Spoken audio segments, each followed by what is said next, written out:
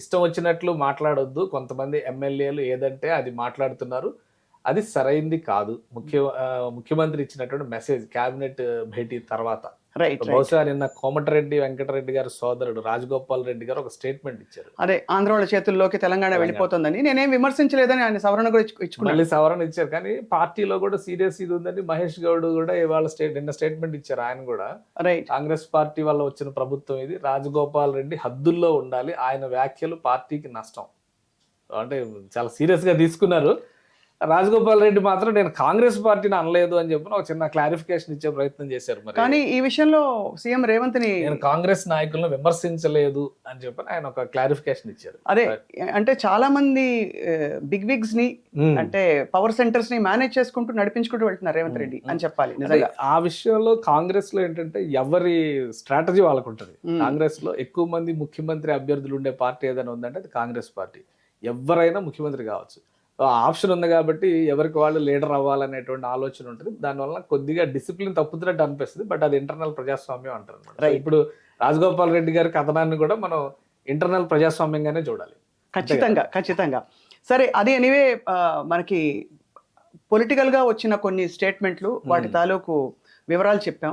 But చాలా పెద్ద పెద్ద డెవలప్మెంట్స్ హేతుబద్ధమైన పరిణామాలు కూడా కొన్ని ఉన్నాయి. ఒకటి ఇన్వెస్ట్ తెలంగాణ చాలా ప్రయారిటీ తీసుకుంది. డిసెంబర్లో ఈవెంట్ ఆర్గనైజ్ చేస్తుంది తెలంగాణ ప్రభుత్వం, 7th to 9th. రైట్. గతంలో ఫ్యూచర్ సిటీలో ఆర్గనైజ్ చేశారు కదా, అదే తరహాలో ఇన్వెస్ట్ ఇన్ తెలంగాణ పేరుతో తెలంగాణ ప్రభుత్వం ఇది ఆర్గనైజ్ చేస్తున్నటువంటి కార్యక్రమం. తెలంగాణలో పెట్టుబడులు పెట్టే ఆసక్తి ఉన్నటువంటి సంస్థలన్నిటికీ కూడా ఆహ్వానం పలుకుతుంది. దీనికి స్పెషల్గా ఒక ప్రెస్ మీట్ నిర్వహించారు. ఈ స్టోరీ ఇక్కడ కేశవ్ ఒక విషయం అడగాలి. తెలంగాణ అంటే అఫ్ కోర్స్ హైదరాబాద్ మాత్రమేనా, ఇతర సిటీస్ కి కూడా ఈ విధమైన డెవలప్మెంట్ జరిగే సూచనలు మనకి, ఎందుకంటే వరంగల్లో కూడా అంటే ఎయిర్పోర్ట్లు మరికొన్ని రాబోతున్నాయని చెప్పి మనం విన్నాం. అలాగే ఇతర సిటీస్ ని కూడా మనకి చాలా హైటెక్ సిటీస్ గా డెవలప్ చేద్దామని చెప్పి ప్రణాళిక గతంలో కూడా మనం వినపడింది చేశారు. ఇక్కడ రెండు విషయాలు. తెలంగాణకి గుండెకాయ హైదరాబాద్. ఇన్వెస్ట్ ఇన్ తెలంగాణ అంటే ఆల్ ఆస్పెక్ట్స్ లో తెలంగాణకి సంబంధించినటువంటి అన్ని ఒక్కొక్క చోట ఇప్పుడు దీన్ని ఒక 3 భాగాలుగా విభజించారు రేవంత్ రెడ్డి గారు. క్యూర్ అంటున్నారు.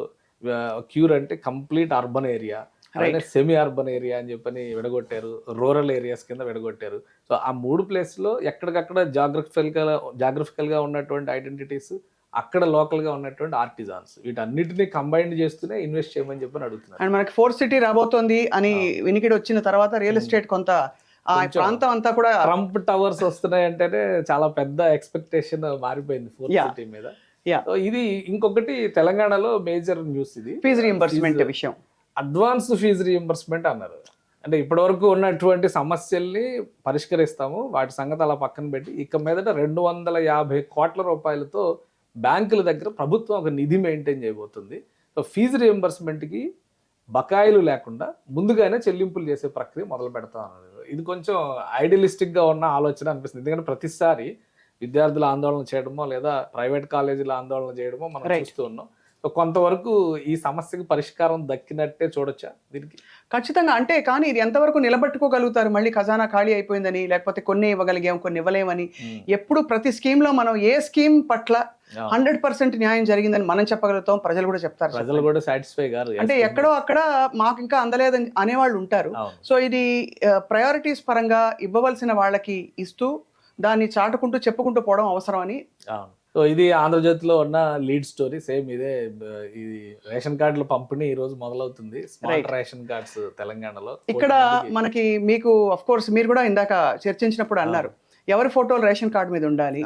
మంత్రివర్గ విస్తరణ కానీ సవరణలు కానీ జరిగినప్పుడు సదరు మంత్రులు మారుతారు కదా శాఖలు, వాళ్ళ ఫోటోలు ఎందుకు వేయాలని చెప్పి కొన్ని విమర్శలు వచ్చినాయి. ముఖ్యమంత్రి ఫోటో పైన విమర్శలు వచ్చాయి. ఐ థింక్ రఘునందన్ రావు గారు, ఈటల రాజేందర్ గారు, మేజర్ గా బీజేపీ లీడర్స్ అందరూ దీన్ని క్వశ్చన్ చేశారు. మేజర్ రీజన్ ఏంటంటే దీనికి కొంత ఎలకేషన్స్ కేంద్ర ప్రభుత్వం నుంచి కూడా వస్తున్నాయి. మరి ప్రధానమంత్రి గారి ఫోటో ఎందుకు పెట్టలేదు అనేది వాళ్ళ ప్రశ్న.